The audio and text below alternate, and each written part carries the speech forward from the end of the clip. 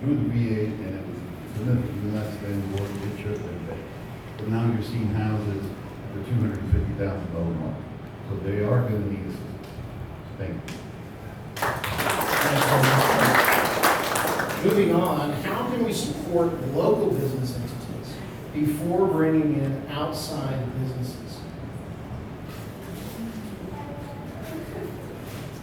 Supporting local businesses. I've already talked about that some. It's one of the key factors that I like to highlight.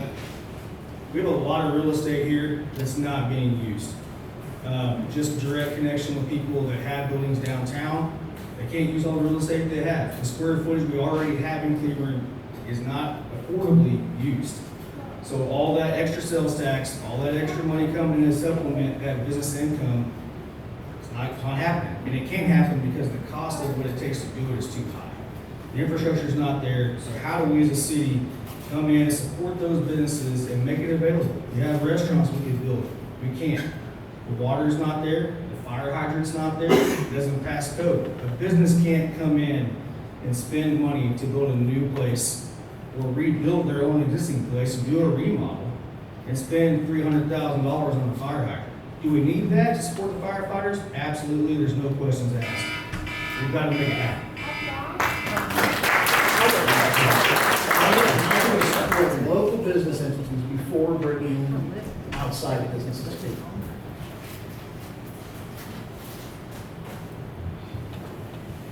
Okay, I think that really goes back to the zoning and what we can handle with the current infrastructure that we have now, with the water, the waste.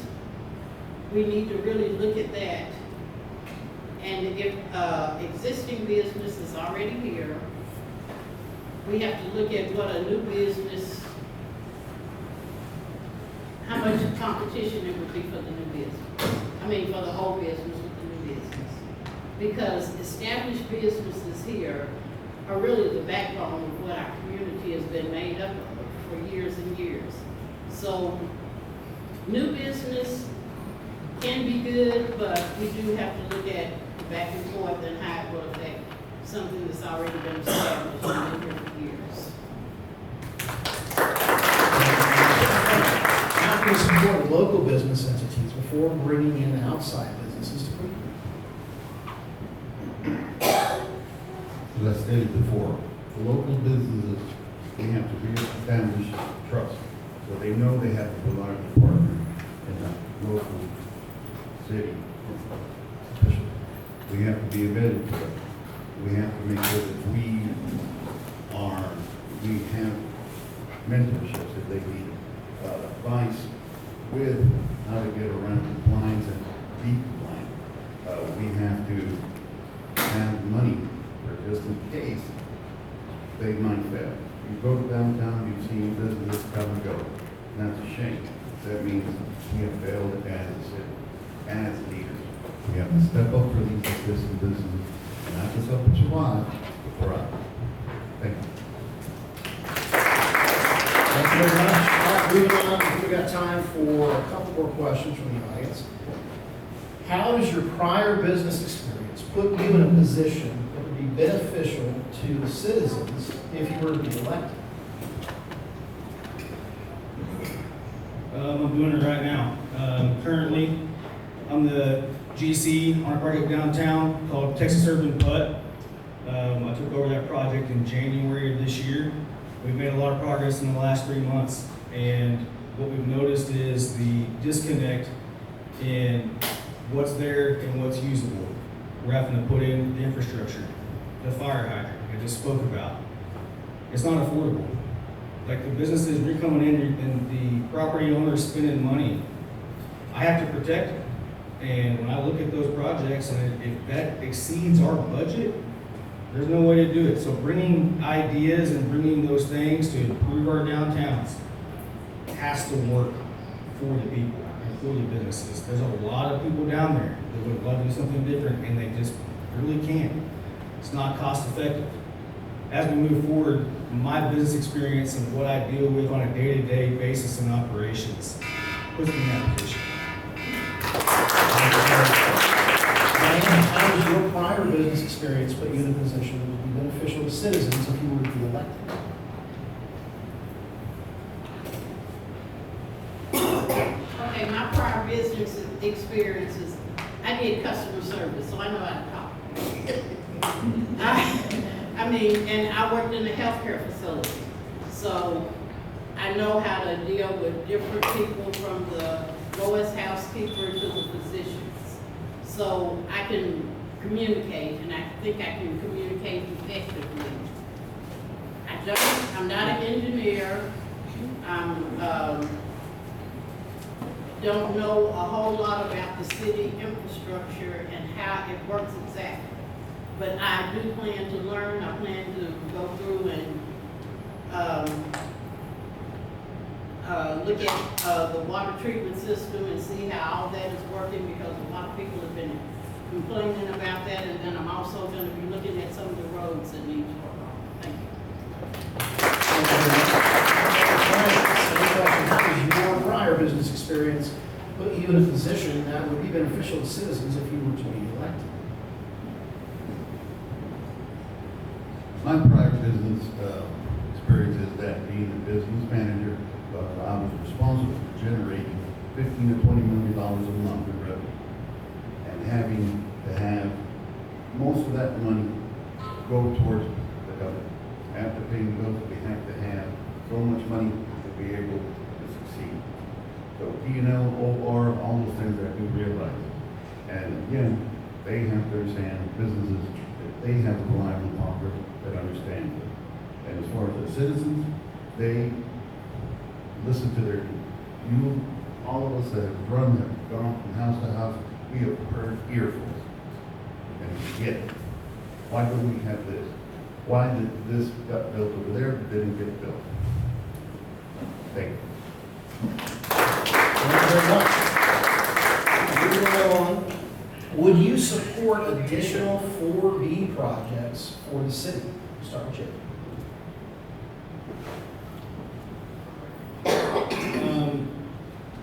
That's an open-ended question. Yes. Yes and no. Depends on what the project is and how it's going to get there. So again, I'm not 100% sure how to answer that based off the information, knowing that as a community, we've got to decide, is the project good for us? That's where I'm at. Thank you very much. And Diana, would you support additional 4B projects for the city? Michael, could you say what a 4D project is? Well, I think we want to ask the questions to the candidates. They're not telling. Well, let me get their responses, because to be fair, we let Jared answer the question. So thank you, Kim, but we're going to let them answer the question. Would you support additional 4B projects for the city?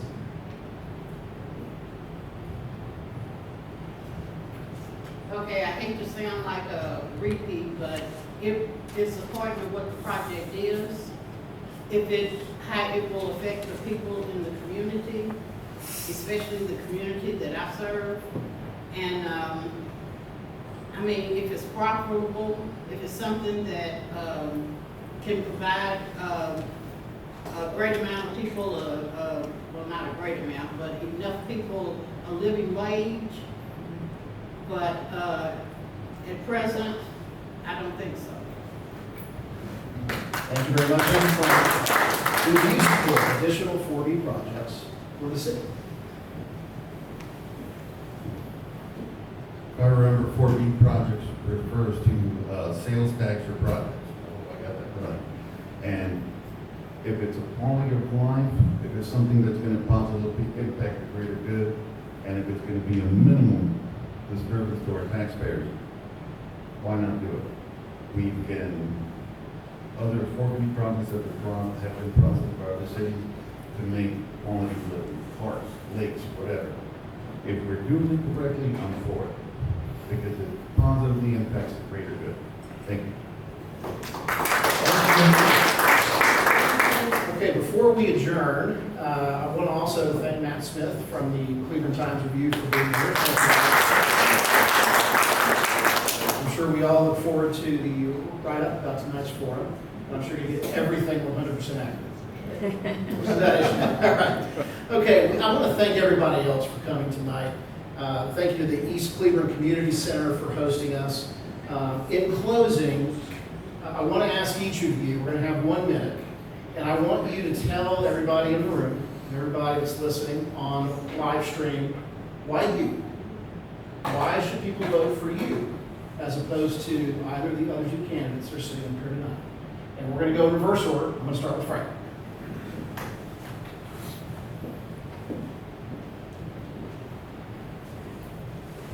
Why me? This is my third time running. I have already years and years of earfuls of what the residents want. I also know the priorities that are in front of us, 1A, 1B, 1C. And I know we have to have someone that's going to hold our fellow elected accountable, and that we are focused on those 1A, 1B, 1C. Thank you. Thank you very much. Ms. Weaver, your closing argument. Why you? Why me? Why not me? I am a homegrown Cleburneite. I've been in this area my entire life. I've seen the good things, I've seen the bad things. I will say I am new to being, wanting to be in city government, but I can learn. I can. And plus, as I said in the beginning, there are 5 men running the city and the city business right now. We need a woman's perspective. Thank you.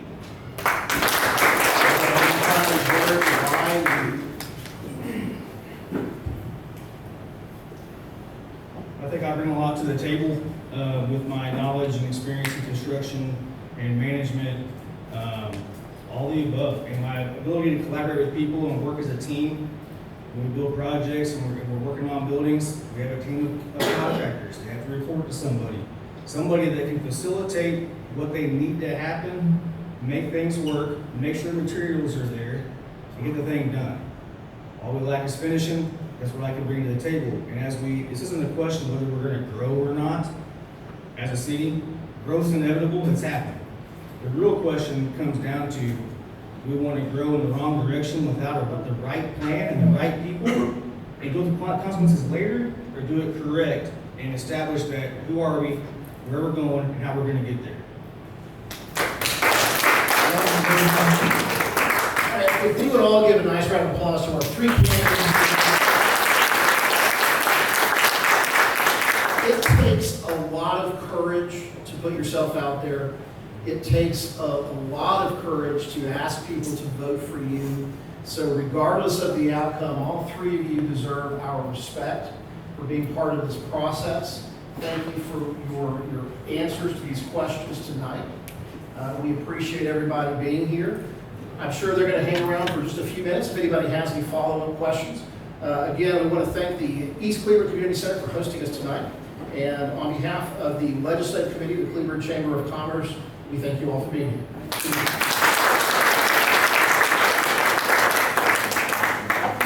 Dexter would like to know how many of y'all are in District 4? Please raise your hand. Good, good. Okay. Well, thank you all for being here. You're here. Thank you. Thank you. And please share that they can get all the information on our Facebook, Cleburne Chamber Facebook, and continue to spread the word, to vote. I couldn't holler back. Yeah, okay. Whatever you say, Dexter.